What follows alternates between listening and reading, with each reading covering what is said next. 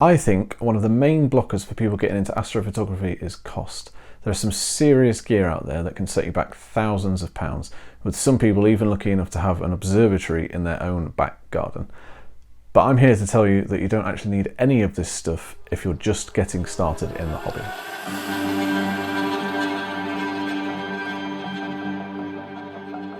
Hi everybody, how's it going? My name is Nick and this is AstroExploring. If this is your first time here and you want to learn more about astrophotography, then make sure you hit the subscribe button and the bell notification so that you never miss another upload.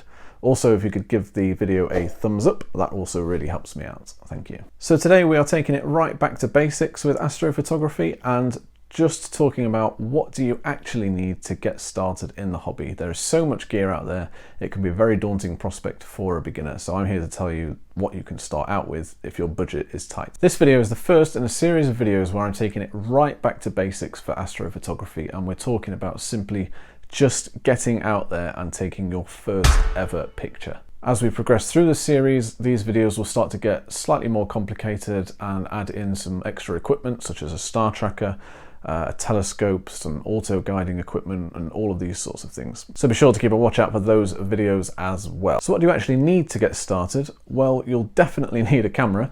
This is a Canon DSLR. This is the camera that I started out with, but I don't really care what camera you have, whether it's a DSLR or a mirrorless, or if you already have a dedicated astronomy camera, good for you. And believe it or not, some of the latest smartphones actually allow you to take long exposures on them, which is key for astrophotography. So even if all you have is a smartphone, you can still get involved in astrophotography. Ideally, you'll want a tripod because sturdiness is key in astrophotography. However, if you don't actually own a tripod yet and don't have any money to buy a tripod, just get creative. My first ever astrophotography image was using this DSLR, and I leaned it up against the frame of my window, opened the window, and just took a long exposure photograph. And that was it. That was my first ever astrophotography image. And you really can get creative here. You can go outside, set up on a table with a stack of books so that the camera is pointing up at an angle. There's all sorts of things that you can try here if you don't have the money for a tripod. But if you do have a tripod, fantastic, we'll use that. And that is it. You do not need anything else to get started in astrophotography. All of the expensive fancy gear can come later.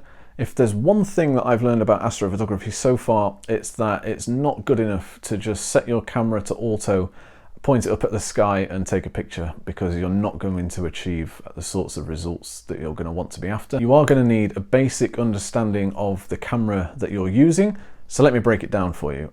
In this instance, I'm going to be using a Canon DSLR. However, the principles of photography will apply to any camera that you're using, including your smartphone. In astrophotography, we're trying to achieve the best possible signal to noise ratio that we can. And there are some settings that we can change to help us try and achieve that. Before we get into the three variables that you're going to need to change to achieve the best possible image, there are a couple of things that we need to also change on the camera before we get started. The first setting that you're going to want to change is you're going to want to turn that dial round to manual if you're using a DSLR like I am. On a Canon DSLR, that's represented as an M. Other camera types will vary. And if you're using a smartphone, then just be sure that you know how to adjust the settings on your camera screen. The second thing to change is you're going to want to make sure that your camera is set to take the pictures in the RAW format rather than JPEGs. A RAW format is a much larger file and you'll be able to extract a lot more detail out of those when we stack them in Photoshop later. Now, if you're using a smartphone and can't change the setting of the image type that you take, then it doesn't matter. Just take it in the standard JPEG format. The first one that we're going to talk about is aperture. Aperture refers to how open your lens is. So if this is your lens, you're going to want it to be as open as possible to allow more light to hit the sensor. The more closed it is, the less light is going to hit your sensor. And since we are doing astrophotography, the more open your lens is, the more light that your sensor is going to collect. And that is absolutely vital to astrophotography. Aperture is always talked about as f ratios. So on my Canon DSLR, this is the 18 to 55mm kit lens, and the lowest aperture that I can go to on this is f3.5. f3.5 is perfectly fine for astrophotography. If you've got more expensive DSLR lenses, then you might find that you can go down to f2.8 or maybe even lower than that. that's absolutely fantastic. You'll get some really brilliant results at f2.8. But the key message with aperture is the lower the number, the better. The next setting that we can change is the ISO. Now the ISO is going to affect the brightness of your image. The higher the ISO setting, the brighter your image is going to be. However, you can't just bump it all the way up to the top level of brightness, because you're just going to wash your sensor out with nothing but noise, and you're not going to achieve great results with that. You're just going to have a very grainy, noisy image that's not going to be very good to look at. So the key to ISO is finding the sweet spot between a bright image and too much noise. With my Canon DSLR for astrophotography, I would generally use ISO 800 or ISO 1600, but that depends on the target that I'm shooting, and that will vary camera to camera, but you'll probably find any crop sensor DSLR ISO 800 or 1600 is the sweet spot. And ISO can be the difference between capturing those really faint details in a deep sky object, or just adding too much noise, or not having the image bright enough to collect enough good signal on the object that you're trying to photograph to begin with. Next setting that we can change is shutter speed. Now, shutter speed is pretty self-explanatory. It is the amount of time that your shutter is open and actually taking an image. Seeing as we're going to be imaging at night, it should be pretty obvious that we're going to want to have that shutter open for as long as possible to allow for the most amount of light to hit the sensor. However, one important thing to note here is that this will vary dependent upon your focal length. And by focal length, I mean the length of the lens that you are using. So I've got an 18 to 55mm lens here, so if I was using 55mm, then my focal length would be 55mm. However, as this is a crop sensor DSLR, you actually have to times 55 by 1.6, and so 55 actually becomes 88. Now, why is focal length important when it comes to shutter speed?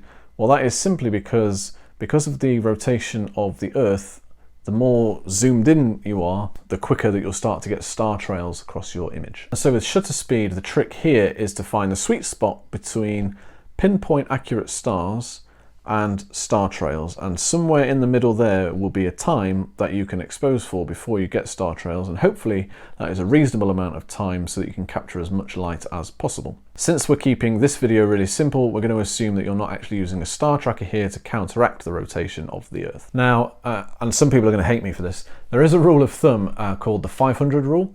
And while it isn't the most accurate rule of thumb, it can be a very good indicator, just as a good place to start, if any, especially as if you're a beginner, it can be a really good place to start. For the 500 rule, we're essentially taking 500 and dividing that by the focal length of our camera lens. And so if we are using a 50mm lens, then 500 divided by 50 is 10, and therefore you would be able to expose for 10 seconds before you start to get star trails.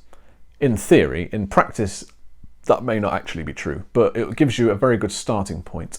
And as I've already mentioned, the thing to bear in mind here is that if you're using a crop sensor DSLR like I am, then 50mm times by 1.6 actually becomes 80mm, and therefore the formula changes so that we can only actually expose for just over 6 seconds in that instance before getting star trails.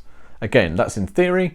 It gives you a very good starting place, but the best way to do it is to use the 500 rule, set it to that, take an image, and then see what it looks like. If you've got star trails, dial it back a bit. If you haven't got any star trails, try going a bit longer. The way to tell if you're starting to get star trails is to zoom in on the test shot that you've just taken. It's best if you go towards the edges of the frame and start to look for some egg-shaped stars. If your stars have started to go egg-shaped, then that's the start of a star trail, and that means you're exposing for too long. So dial the shutter speed back a little bit until you've got pinpoint stars across the board. So now that we've changed all our settings, the next thing to do is to start taking a few test shots. And remember, we're keeping it quite simple here. There are only 3 variables to change here. Now, we've already talked about shutter speed. You'll want to expose for as long as possible before getting star trails. You'll want to set your ISO so that you've got a nice light picture, but not so light that you're allowing too much noise to hit the sensor. And that will be very dependent upon your location. If you're in the middle of a city, you might even have to dial it down to sort of more like ISO 400, perhaps even 200 if you are in a city centre. I'm fairly raw, I'm sort of semi-rural here, so I can get away with 2-minute exposures at ISO 1600 no problem. I'm quite fortunate in that respect. And the aperture, we've already discussed that you probably want your lens open as wide as possible. Depends upon your lens. If your lens only goes down to 3.5, you'll definitely want to be shooting at 3.5, 2.8 preferably. If you start going down to something like 1.8, then you might find that that's actually too open and you might need to dial it back down to 2.8. But again, that will vary depending on the location that you're trying to take your images from. The way that we can check whether our test shot is good enough or not is if on a DSLR, you can use the back of the camera and you can actually check the histogram to check the RGB levels and where they sit. So if you're looking at the back of your camera and your RGB levels are all the way over to the right, then that probably means you've overexposed the photograph, you've introduced way too much noise, and pulling out any sort of detail in a deep sky object is going to be quite tricky. You probably want to bring it so that it's about a third from the left. That's kind of the sweet spot. So take a few test shots, play around with the settings, but keep checking that histogram because that is your best indicator to see what sort of quality images it is that you're taking. I don't know if there's a way to do this on a smartphone. There may be an app that you can download that allows you to do that. I'm not sure. I've never used my phone for astrophotography because I can't do long exposures on mine. So that's just something to play around with. It's important to stress that no matter how good the image is, you are going to be introducing some level of noise. And so there are things that we can do to prevent that even further, and that is to take calibration frames. Now I actually have another video explaining calibration frames, what they are and how to take them, and I will put a link to that into the description down below, and there'll also be a link up here or somewhere along there that you can click into as well. Other factors that will be at play here, one is dew prevention. So if you live in a similar climate to that of the UK, my kit gets covered in dew after about 10 minutes of being outside, dependent upon the night. And so I use a dew heater to prevent that. That's on my telescope. You can buy them for camera lenses, which I will put a link to in the description down below. Another way to counteract it is to buy the dew shield for the lens that you're using, but you might find that you still need a dew heater as well. Battery charge. So again, I'm going to make this specific to my setup that I have. So on my DSLR, for astrophotography, one battery will last for about 3.5 hours, which if you're just starting out is going to be more than you'll need. But if you, when we start to get into the later videos, as it becomes more complicated, you'll quickly realize that 3.5 hours is absolutely nowhere near enough. And so you might want to consider getting a battery grip or powering your DSLR with a dummy battery. Or if you're using your phone, then perhaps a USB power bank would be another way to do it. And last but not least, by no means least actually, the astrophotographer's worst nightmare, light pollution. There is light pollution everywhere. I'm in Baltal class 4 skies, which means that they're fairly dark. However, I do have a lot of LED lamp lights, street lights around me, and some floodlights from an industrial estate just down the road. So I do have some local light pollution. I do use light pollution filters, which we'll get into in a later video, but that's something to factor in. So as I've already mentioned, if you're in the inner city, then you're not going to be able to expose your images for as long as somebody who is in a dark sky location. So you might find that you might want to just sort of travel 15-20 minutes out of the bright lights to start your astrophotography. Just something to bear in mind. Once you've found the right settings for your camera, you're going to want to take as many pictures as possible for as long as your battery will last. We're talking potentially, depending on how long you're exposing for, a few hundred pictures. And the reason that we're doing that is because with each picture you take, we're going to stack it, and we'll get to stacking later. But stacking is a way to improve your signal to noise ratio yet again, and you'll wind up with a much better final image than if you were just working with one image. So now that we've got all our images, and hopefully some calibration frames too, we're going to need to stack them. Now to stack them, we're going to need to jump onto the computer and use some stacking software. There's a couple of options to choose from. I use Deep Sky Stacker. Deep Sky Stacker is a free bit of software that you can download onto a Windows PC, and I have a full walkthrough video where I take you through how to use the software for astrophotography, and I'll put a link to that again somewhere up here and also in the description down below so that you can check that out. Basically what Deep Sky Stacker is going to do is it's going to take all of the images that we've taken and literally stack them on top of each other. The way it does that is by using the stars in the image to align each image so that it has the same field of view. Naturally, as we're not using a tracker here for a few minutes, you might find that you have to move your tripod a little bit to keep the same field of view. And by doing that, you're not going to get the same field of view every single time, but you will get a similar field of view, and you'll have the sort of main stars in the center of the image will still be the same. So what this is going to do is it's going to count a lot of those stars. It's going to use those stars to basically stack each of those images one on top of the other.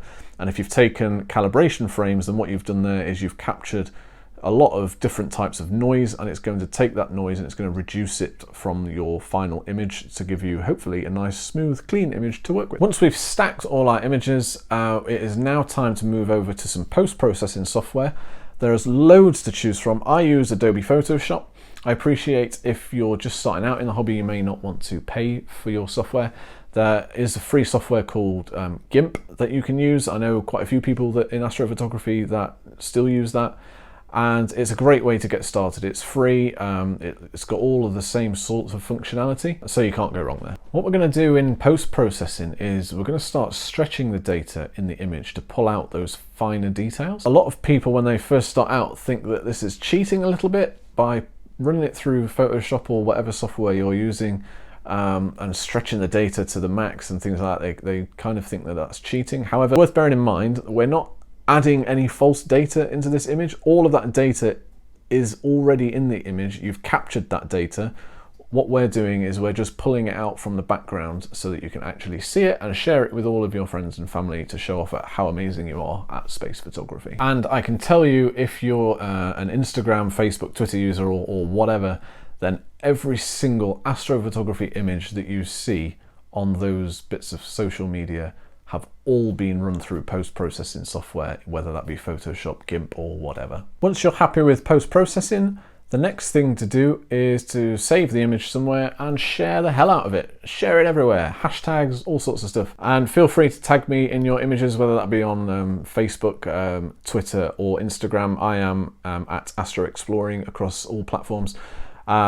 I love seeing all of your images, so feel free to tag me in them anytime. I'll do my best to keep up with them and like them and retweet them or whatever as I see them. Once you've shared that image, trust me, you'll be waiting for your next clear night so that you can get back out there and start photographing the stars again. And on that, you're going to start to get to a point where you're really hitting the limits of what you're able to do with the equipment that you have.